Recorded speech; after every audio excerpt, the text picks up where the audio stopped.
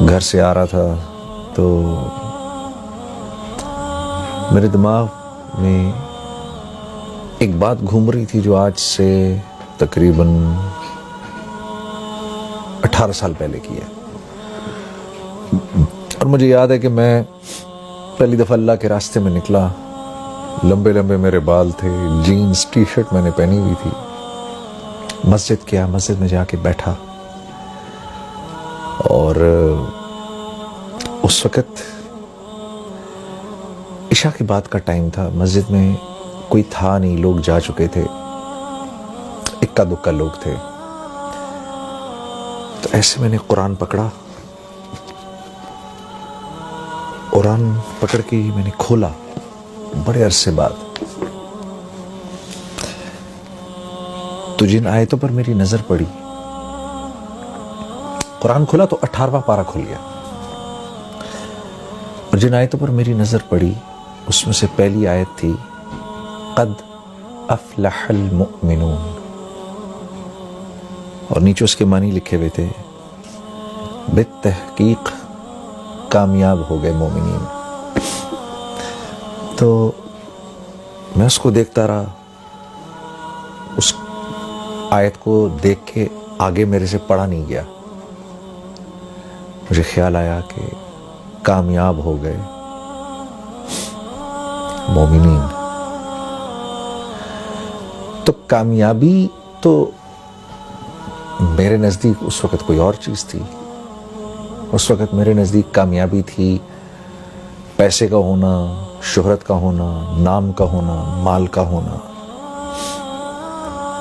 لوگوں میں جانا, پہچانا جانا. یہ میرے نزدیک کامیابی تھی. لیکن مجھے اس بات کا بھی احساس تھا کہ یہ اللہ کا کلام ہے, اور کچھ تھوڑا بہت میرا وقت کیونکہ لگ چکا تھا تو مجھے اس بات کا احساس ہو گیا تھا کہ اصل کامیابی تو وہ ہے جو اللہ کے ہاں کامیابی ہے. اصل کامیابی وہ نہیں ہے جس کو میں کامیابی کہوں. یہ بات بھی ذرا سمجھنے کی ہے. اللہ جس کو کہے وہ کامیاب ہے, اس کی کیا وجہ ہے؟ اس کی وجہ ایسے سمجھاتے ہیں علماء کرام. یہ اتنی کائنات ہے نا جو ہمیں آپ کو نظر آتی ہے, یہ ساری کی ساری اللہ نے انسان کے لیے بنائی ہے, اور انسان کو اللہ نے اپنے لیے بنایا ہے. اب اس کائنات میں جو چیز میری ضرورت کی ہے وہ میرے لیے جتنی ضروری ہے نا اس کی اتنی ہی اونچی قیمت ہے. اگر گاڑی انسان کی ضروریات کو پورا کرتی ہے تو اس گاڑی کی قیمت ہے, اور وہ قیمت کس نے لگائی ہے؟ انسانوں نے. کیوں؟ کیونکہ گاڑی انسان کی ضروریات کو پورا کرنے کے لیے ہے. انسان گاڑی کے لیے نہیں بنایا گیا, گاڑی انسان کے لیے بنائی گئی ہے. تو یہ گاڑی جب تک اس کی ضروریات کو پورا کر رہی ہے اس وقت تک اس کی قیمت ہے. جس دن یہ انسان کی ضروریات کو پورا کرنا بند کر دے گی اور اس کی جگہ کوئی اور چیز اس سے بہتر ضرورت پورا کرے گی تو یہ سڑک پہ چلنے والی تمام گاڑیاں لوہے کے بھاؤ بکیں گی, یہ اپنی قیمت چھوڑ دیں گی. کیوں؟ اب انسان کے ہیں ان کی کوئی قیمت نہیں. تو یہ جتنی کائنات ہے اس کی ہر چیز کو اللہ نے انسان کے لیے بنایا ہے. پھل, سبزیاں, یہ بہتے جھرنے, یہ دریا, یہ ہوائیں, یہ بدلتے موسم, یہ سب انسان کے لیے ہیں, اس کو سکھ پہنچانے کے لیے ہیں. اور اس کائنات میں جو کچھ ہے وہ جتنی انسان کی ضرورت کو پورا کر رہا ہے اتنا ہی قیمتی ہے, اور جو انسان کی ضرورت کو پورا نہیں کر رہا وہ اتنا ہی بے قیمت ہے. کیوں؟ کائنات انسان کے لیے بنی ہے. اسی طرح کیونکہ انسان اللہ کے لیے بنا ہے تو انسان کی قیمت بھی اللہ ہی لگاتے ہیں. انسان خود اپنی قیمت نہیں لگا سکتا. بڑے بڑے بادشاہ آئے، بڑے بڑے کر و فر کے ساتھ آئے. فرعون نے تو اپنے آپ کو آ کر کہا انا ربکم الاعلی، میں تو بہت بڑا رب ہوں. کہتا پھرے، کیونکہ اللہ کے ہاں بے قیمت ہے، تو دنیا سے تو مرنے سے پہلے ہی اللہ نے اس کو بے قیمت کر دیا، اور مارنے کے بعد اللہ نے اس کو پرزرو کر دیا، اور آنے والی نسلوں کے لیے عبرت کا نشان بنا دیا. کیوں؟ کیونکہ یہ اللہ کے ہاں بے قیمت تھا، اب یہ قیامت تک بے قیمت رہے گا. کوئی اپنے آپ کو کچھ بھی سمجھتا پھرے؟ جو اللہ کے ہاں قیمتی ہے وہ دراصل قیمتی ہے. کیوں؟ کیونکہ انسان بنا اللہ کے لیے ہے. وَمَا خَلَقْتُ الْجِنَّ وَالْإِنسَ إِلَّا لِيَعْبُدُونَ، ہم نے جن و انس کو بنایا ہی اس لیے ہے کہ یہ ہمارے بن کے رہیں. اللہ، جیسے ہم کہتے ہیں نا لا الہ الا اللہ، نہیں کوئی معبود سوائے اللہ کے، ہو ہی نہیں سکتا.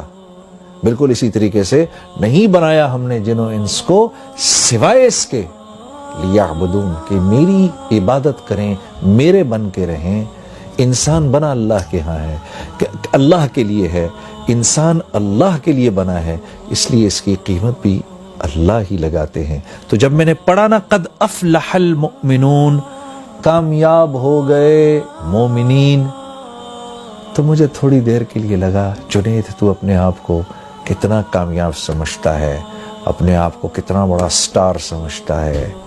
چیک تو کر، کیا تو واقعی ان کامیاب لوگوں میں سے ہے؟ کیا تو واقعی اتنا کامیاب ہے جتنا کامیاب تو اپنے آپ کو سمجھتا ہے؟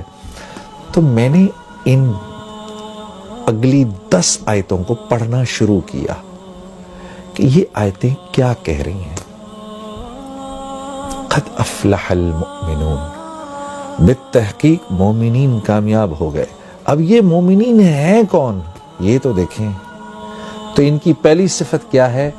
الذین هم فی صلاتهم خاشعون، جب نماز میں کھڑے ہوتے ہیں، اللہ اکبر، جب نماز میں کھڑے ہوتے ہیں تو ساری کائنات کو بھول جاتے ہیں. جب کہتے ہیں نا اللہ اکبر، علماء کرام فرماتے ہیں جب ہم یوں کرتے ہیں نا اللہ اکبر، تو ہم دراصل پوری ہمارے کرنے کا مطلب یہ ہوتا ہے اللہ کا جتنا ما سوا ہے اب چلا جائے پیچھے، ہمارا اس سے فی الحال کوئی واسطہ نہیں، کیونکہ ہم بادشاہوں کے بادشاہ، ہم اپنے خالق، اپنے مالک، اپنے اس رب کے سامنے کھڑے ہونے لگے ہیں جو وحدہ لا شریک ہے، جو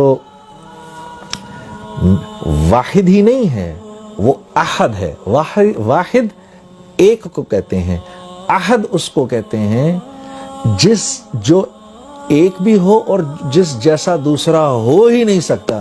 اس لیے اللہ رب العزت نے ہمارے نبی صلی اللہ علیہ وسلم سے فرمایا، میرے نبی یہ آپ سے پوچھتے ہیں آپ کا رب کیا ہے، کون ہے؟ آپ فرمائیے قل هو اللہ احد. تمہارے اتنے دماغ ہیں ہی نہیں کہ تمہیں اللہ رب العزت شرح صدر ہوں کہ اللہ ہیں کیسے. اللہ احد ہیں، اللہ جیسا دوسرا کوئی ہے ہی نہیں. تو جب ہم یوں کرتے ہیں نا اللہ اکبر، تو ہم اس احد ذات کے سامنے جا کر کھڑے ہو گئے ہیں جس جیسا کوئی دوسرا ہے ہی نہیں. کیوں؟ وہ اکیلا خالق ہے، اس جیسا کوئی خالق ہے ہی نہیں، ہو ہی نہیں سکتا اس کے، بلکہ اس جیسا کوئی خالق تو کیا کہنا، اس کے سوا کوئی تخلیق دے ہی نہیں سکتا. انسان ایجادات کرتا ہے. ایک صاحب نے مجھ سے کہا کہ بھائی دیکھیں نا یہ کاغذ تو ہم نے بنایا، انسان نے بنایا، گاڑیاں ہم نے بنائی ہیں. میں نے کہا ایک منٹ. انسان جب کسی چیز کو تخلیق دیتا ہے نا تو اس میں 4 پروسیسز ہوتے ہیں. انسان کی تخلیق میں 4 پروسیسز ہیں، جن میں سے 1 2 3 اللہ کے ہیں، 1 انسان کا ہے. اللہ کی 3 پروسیسز کیا ہیں؟ جو چیز انسان نے تخلیق کی ہے اس کے انگریڈینٹس کا بنانے والا ایک اکیلا اللہ ہے. پہلی بات یہ. دوسری بات یہ، ان انگریڈینٹس کی جو کوالٹیز اور جو پراپرٹیز ہیں، ان میں پانی کا پیاس بجھانا، لوہے کا سخت ہونا، لکڑی کا ہونا، زہر کا فیٹل ہونا، یہ جو کوالٹیز ہیں نا جن چیزوں کو انسان ملا رہا ہے، ان چیزوں کی کوالٹیز بھی انسان کی بنائی ہوئی نہیں، اللہ کی بنائی ہوئی، اس میں اللہ کی ڈالی ہوئی ہے۔ تیسری چیز کہ جن چیزوں کو انسان نے جوڑا آپس میں کوئی بھی چیز تخلیق کرنے کے بعد، اب ان چیزوں میں جو پراپرٹیز کی جو چینج آئی ہے وہ بھی من جانب اللہ آئی ہے۔